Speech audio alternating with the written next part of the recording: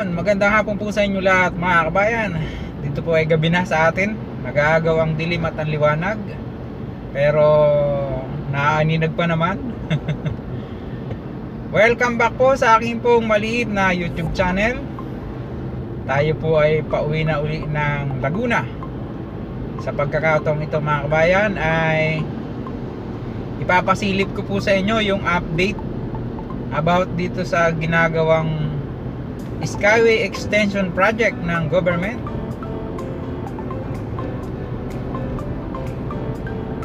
Dito po sa bahagi ng Sukat going to Alabang. Ayun.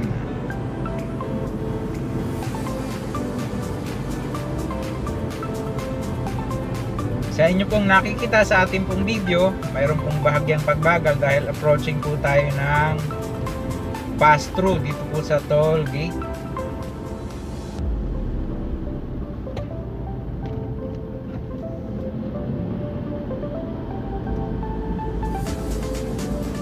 Muli magandang araw sa lahat po ng naabot ng ating vlog, Luzon, Visayas at Mindanao, maging diyan po sa Ibayong Dagat mga kabayan.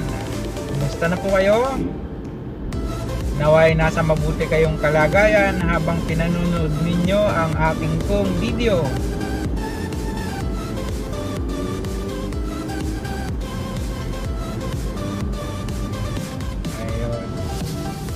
Yung pong approaching na yan na nasa left side, ninyo pong mapapansin sa ating pong video. Yan po yung start ng Skyway Extension going to Alabang. From here, Sukat to Alabang.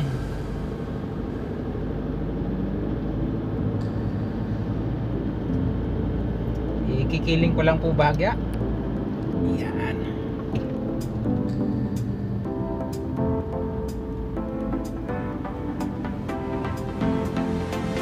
At traffic na papunta ng SLEX. Ganyan po ang sitwasyon dito mga kabayan kapag ka Sabado uwian sa probinsya.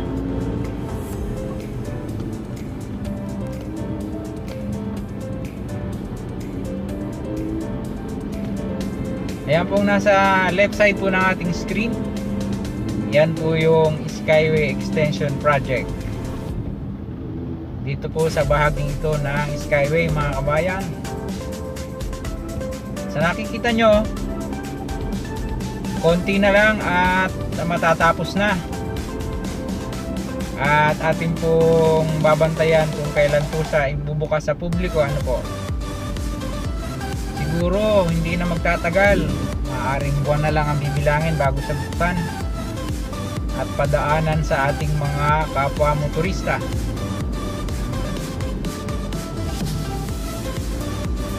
Kapag ka po natapos yan, maiibsan na yung ating naranasang traffic dito sa Alabang Viaduct. Lalo na po kapag ka ikaw ay galing dyan sa bahagi ng Laguna or dyan sa bahagi ng South, kabayan.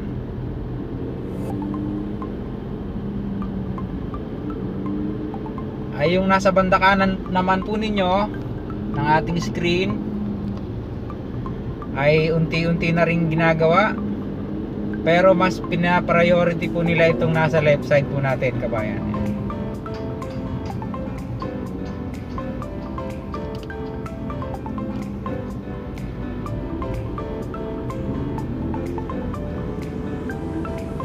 Samantalang hindi pa po natatapos yung Skyway Extension na yan, ay tiis-tiis po muna tayo sa ganitong sitwasyon dahil yan naman po ay para din sa ating kapakinabangan mga kabayan ko.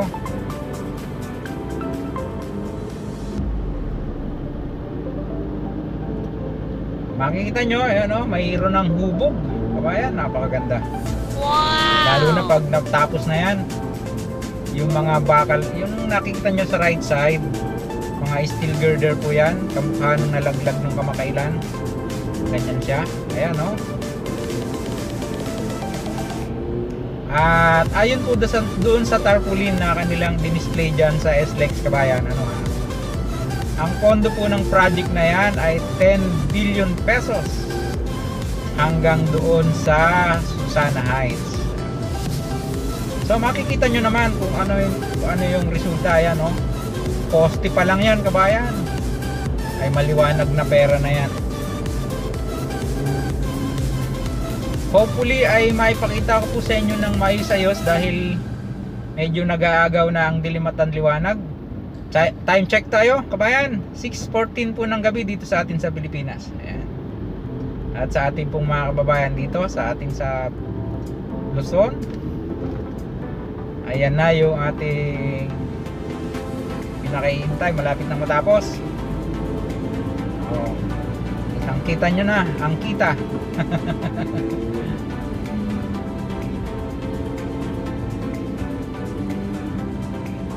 Nasa bahagi na po tayo ng approaching na po ng Alabang Viaduct, kabayan.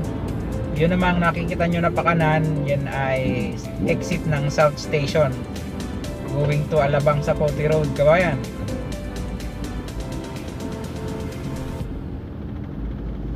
Medyo nagbabagal ang daloy ng traffic dahil gaya nga po ng nabanggit ko sa inyo kanina, ngayon po ay Sabado, weekend, uwian time sa kanilang mga probinsya, pauwi ng Laguna, Quezon at Batangas. Ayun, nakikita nyo sa inyong kaliwa, sa kaliwa po ng ating screen, yung Skyway Extension Project ay malapit na matapos at malapit na siyang padaanan sa public motorist, kabayan.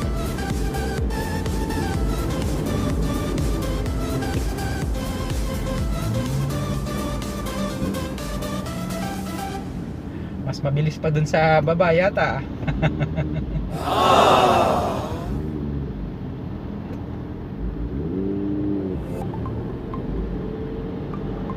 Mayroong maingay na big bike dyan sa ating likuran.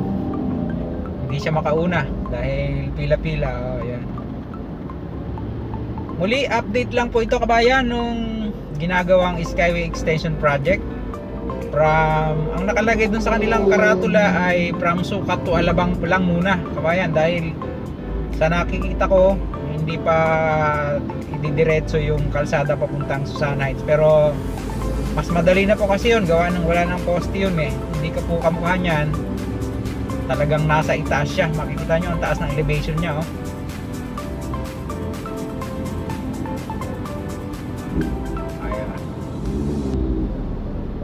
At kamukha po uli o katulad po uli ng nabanggit ko kanina, kaunting tiis-tiis lamang sa mga kapwa natin motorista, ano po. Dahil pag yan ay natapos, tayo rin naman ang makakadama ng ginhawa sa daloy ng trapiko dito sa bahagi ito ng Alabang Viaduct.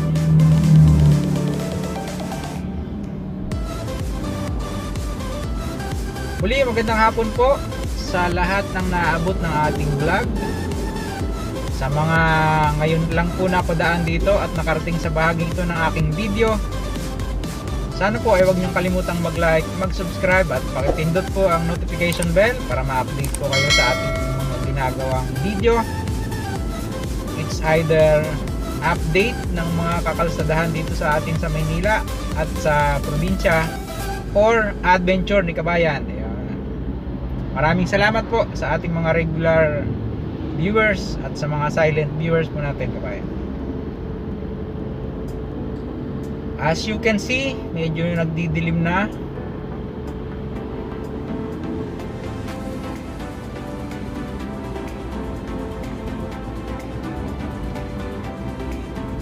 Dahil ito lamang po ang time na tayo po ay makakuha ng video, ano po.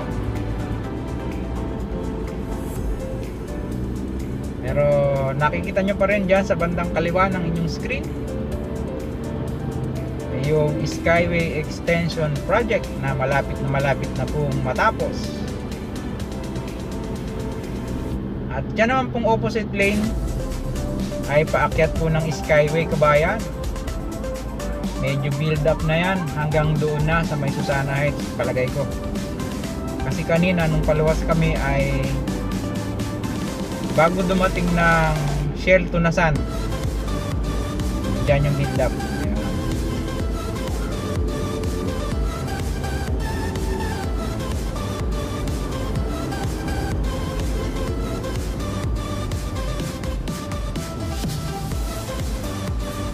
mas kitang kita pala kapag ka tayo ay going south. Ang bala ko po kasi sana from doon sa north, from south going north, kukunan ko ng video, kaya lang wala po tayong time. Kaya mas minabuti ko po kahit medyo nag-aagaw na ang dilim at liwanag ay kunan po ng video para ma-share pa rin po sa inyo yung update ng Skyway Extension Project dito po sa bahaging ito ng Alabang, kabayan. Ayan. May tumirik pa pala dito.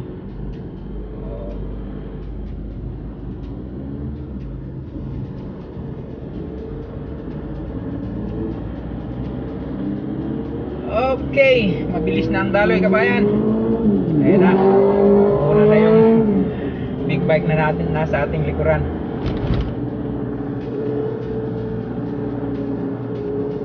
Ang dulo po niyan, yung Skyway Extension Project na yan, kabayan, ay kung matatandaan nyo yung mga nagagawin na rito, yung dating sementeryo dyan sa may Muntinlupa na nakikita sa SLEX. Yan ang dulo niyan, dyan sa bababa. Ayan, oh.